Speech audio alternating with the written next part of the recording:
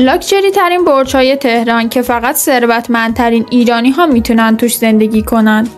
امکانات این برج‌ها حتی از هتل 5 ستاره هم بیشتره و به هر کسی هم اجازه زندگی داخلش نمیدن.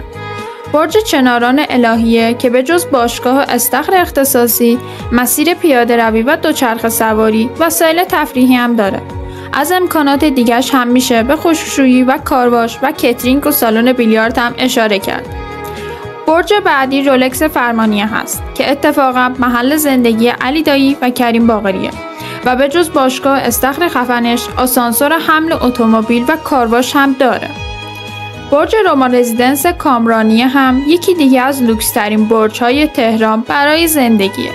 سینمای خصوصی و سالن ورزشی هم داره و توی هر واحدش یک استخر بزرگ و مجزا داره. برج بین‌المللی تهران هم که ضد زلزله ساخته شده و سیستم امنیتی قوی داره، 2 تا استخر، 2 تا باشگاه، زمین بسکتبال و مسیر پیاده روی خصوصی هم داره که فقط ساکنین میتونن ازش استفاده کنن.